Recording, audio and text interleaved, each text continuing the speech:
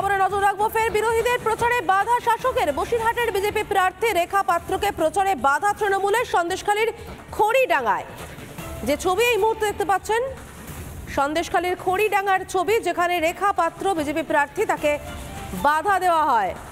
তৃণমূল কর্মী সমর্থকেরা বাধা দেন।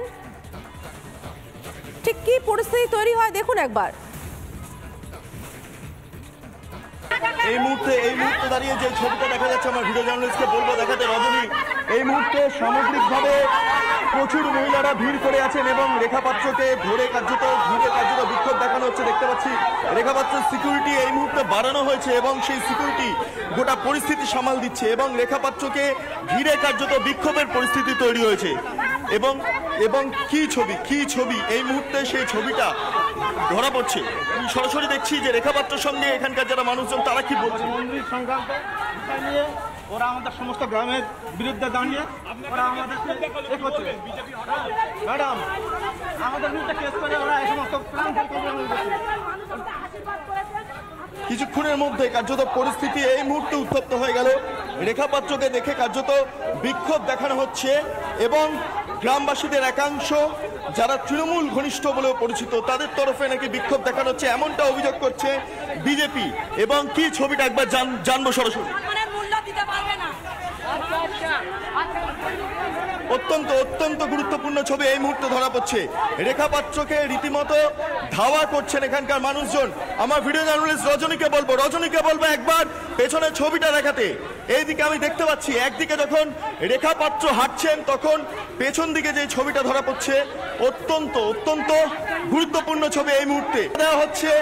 এই মুহূর্তে বাধা পরিস্থিতি তৈরি হয়েছে। রেখা পাত্রকে তার সিকিউরিটি অন্য জায়গায় সরিয়ে নিয়ে গেছে। অন্যদিকে দাঁড়িয়ে রেখা পাত্রকে যখন সিকিউরিটি অন্যত্র সরিয়ে নিয়ে গিয়েছে, সেই সময় দাঁড়িয়ে দেখতে পাচ্ছি এই মুহূর্তে রীতিমতো বাধা দেওয়া হচ্ছে, রীতিমতো বাধা দানের পরিস্থিতি। ঘটনা ঘটছে না কেন, কিন্তু সন্দেশখালীতে যে ঘটনা ঘটেছে সেগুলো কি আপনারা কোনোভাবে মেনে নিতে পারছেন? এত অস্ত্র উদ্ধার, এটা কি মিথ্যে? বা এই ধরনের এত মহিলার একসঙ্গে সন্দেশখালী যদি ঘটনা কোনো কিছু ঘটে থাকে আমরা জানি না, যদি কোনো রকম ঘটে থাকে তাহলে যে সাজা পাবে সে পাবে।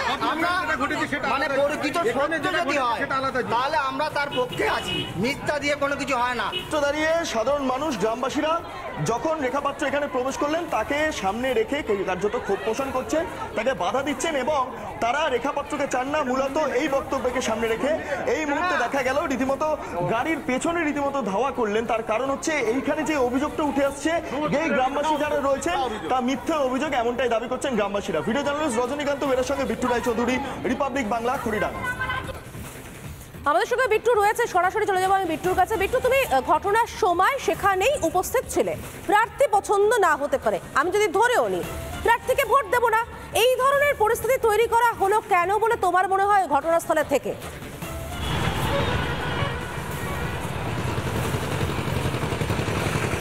দেখো, পরিস্থিতি তৈরি করার একটা মানে যেই পরিকল্পনা তা প্রথম থেকেই চলছিল। তোমায় হিন্ট দিয়ে রাখি, প্রথমে বলে রাখা ভালো যে সকাল 9টার সময় রেখা পাত্র সংশ্লিষ্ট জায়গায় যায়, অর্থাৎ খড়িডাঙ্গা যেই জায়গা সেই জায়গায় তিনি যান এবং সেখানে গিয়ে সম্প্রতি দেখা গিয়েছে যে এই দেওয়াল লিখনকে কেন্দ্র করে বিজেপির দুই কর্মীকে বা দুই কার্যকর্তাকে মারা হয়েছে। তারা এই মুহূর্তে হাসপাতালে ভর্তি, তবে তার পরিবারের লোকেদের সঙ্গে রেখা পাত্র কথা বলতে গিয়েছিলেন।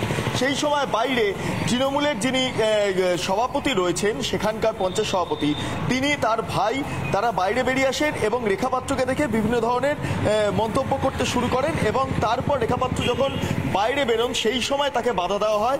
এমনকি তার যে সিকিউরিটি রয়েছে সেই সিকিউরিটিকে সরিয়ে রেখা পাত্রের ওপর মারধরের মতো একটা পরিস্থিতি তৈরি হয় এবং বিভিন্ন হিন্ট তোমাকে দিয়ে রাখছি, একটার পর একটা ক্রোনোলজি বলছি। যে সকাল 9টা থেকে সেইখানে একটা উত্তপ্ত পরিস্থিতি তৈরি হয়। তারপর রেখা পাত্র সংশ্লিষ্ট যারা বিক্ষোভ দেখাচ্ছিলেন, যারা রেখা পাত্রকে বাধা দিচ্ছিলেন, তাদের কাছে রেখা পাত্র গিয়ে বলেন যে সন্দেশখালী মা বোনেদের যে ঘটনা, সেই ঘটনা বদলা নিতে আমি এসেছি, সেই ঘটনার প্রতিবাদ করতে আমি এসেছি। সেই সময় দাঁড়িয়ে দেখা যায় যে তৃণমূলের বেশ কয়েকজন সমর্থক তাকে ঘিরে ফেলে, তাকে ধরে কার্যত মারার মতো একটা পরিস্থিতি তৈরি হয় এবং তার পাশাপাশি তাকে বাধা দেওয়া হয়, তার সিকিউরিটিকে পর্যন্ত ঠেলা হয়। রেখা পাত্র আজকে সিকিউরিটি বাড়ানো হয়েছে, সেই সিকিউরিটিকে পর্যন্ত ঠেলা হয়েছিল।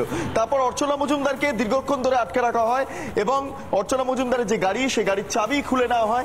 এরকম একটা বিভৎস একটা পরিস্থিতি সেই চত্বরে তৈরি হয়েছিল এবং তারপর রেখা পাত্র সেখান থেকে বেরিয়ে যান মোটামুটি প্রাণ হাতে নিয়ে কার্যত বেরোন বলা যেতে পারে, কারণ পেছনে রেখাপাত্রের পেছনে কার্যত ধাওয়া করছিল তৃণমূলের যারা কর্মীরা রয়েছেন, তারা গাড়ির পেছনে পর্যন্ত ধাওয়া করা হয় এবং তারপরে যখন অর্চনা মজুমদারকে আটকে রাখা হয়, তারপর অর্চনা মজুমদার সেখানে কথা বলে মোটামুটি পরিস্থিতি স্বাভাবিক করে সেখান থেকে বেরিয়ে আসেন। পরে যারা চাবি নিয়েছিলেন অর্চনা মজুমদারকে সেই চাবিটা পরে তারা ফেরত দিয়ে দেন এবং গাড়ি নিয়ে সেখান থেকে অর্চনা দেবী বেরিয়ে পড়েন।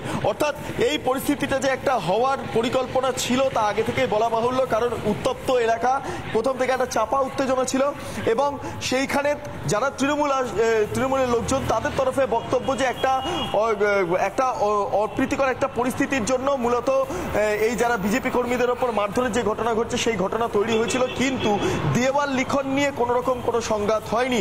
কিন্তু অন্যদিকে বিজেপির তরফে অভিযোগ দেওয়াল লেখার সময় কালি ঢেলে দেওয়া হয় তৃণমূলের তরফে, অর্থাৎ যেই সময় রেখাপাত্র নামে দেওয়াল লিখন হচ্ছিল ওই সংশ্লিষ্ট চত্বরে, সেই সময় রেখাপাত্রের যে দেওয়াল লিখন হয়েছিল সেইখানে কালি ফেলে দেওয়া হয়েছিল বা কালি ছিটিয়ে দেওয়া হয়েছিল, সেটা তৃণমূলের তরফেই করা হয়েছিল। অর্থাৎ এই অভিযোগ এবং পাল্টা অভিযোগ তো চলছিলই, উত্তপ্ত উত্তেজনা ছিল, চাপা উত্তেজনা ছিল এবং এই অবস্থাতে রেখাপাত্র যখন সেখানে প্রবেশ করলেন তাকে বাধা দেওয়া হলো এবং জানি ইতিমধ্যে নিন্দার ঝড় হয়েছে। আমরা বিজেপি সূত্রে যেটা জানতে পারছি, রেখাপাত্রের ওপর এই আক্রমণ এবং রেখাপাত্রের যারা কেন্দ্রীয় পুলিশ রয়েছেন, যারা ইতিমধ্যে বডিগার্ড হিসাবে রেখাপাত্র রয়েছেন বা দেহরক্ষী হিসাবে কাজ করছে, তাদের ওপর আক্রমণের ঘটনা সমস্তটা নিয়ে বিজেপির তরফে ইলেকশন কমিশনে একটা অভিযোগ করা হবে, কারণ রেখাপাত্র যেহেতু ইতিমধ্যে বিজেপি প্রার্থী, সে কারণে প্রার্থীর ওপর আক্রমণকে কেন্দ্র করে যে ঘটনা এই মুহূর্তে তৈরি হয়েছে বা যে জল্পনা তৈরি হয়েছে তা নিয়ে ইলেকশন কমিশনে বিজেপির তরফে অভিযোগ জমা দেওয়া হবে। কিন্তু আজকে যে পরিস্থিতি তৈরি হলো তোমাকে একের পর এক হিন্ট দিয়ে রাখলাম এবং তার পাশাপাশি যে ক্রোনোলজিটা সেটা বলে রাখলাম, প্রায় 9টা থেকে 10:15 পর্যন্ত প্রায় 1 ঘন্টা 15 মিনিট ধরে এই একটা উত্তপ্ত পরিস্থিতি সংশ্লিষ্ট জায়গাতে ছিল এবং এই উত্তপ্ত পরিস্থিতি বলা বাহুল্য সেখানকার লোকজনের একাংশের দাবি যে গত পরশুদিন থেকে এরকম একটা পরিস্থিতির বাতাবরণ তৈরি হয়েছিল, রেখাপাত্র আসার পর পরিস্থিতি আরো হাতের বাইরে বেরিয়ে যায়। অর্থাৎ বাধা দেওয়া পরিকল্পনা আগে থেকে ছিল, সেটা বুঝতেই পারা যাচ্ছে। অনেক ধন্যবাদ বেট্টু।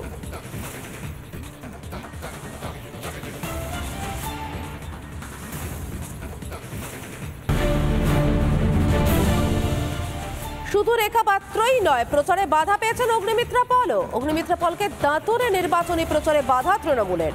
কেন বারবার বিজেপির প্রচারে বাধা শাসকের? প্রশ্ন উঠছে একের পর এক ছবি দেখে। রেখাপাত্র পল এবং অগ্নিমিত্রা পলের ছবি দেখতে পাচ্ছেন। অগ্নিমিত্রা পলকেও প্রচারে বাধা দেওয়া হয় দাঁতরে। দাঁতরে নির্বাচনী প্রচারে গিয়েছিলেন অগ্নিমিত্রা পল, সেখানেই তাকে বাধা দেওয়া হয়।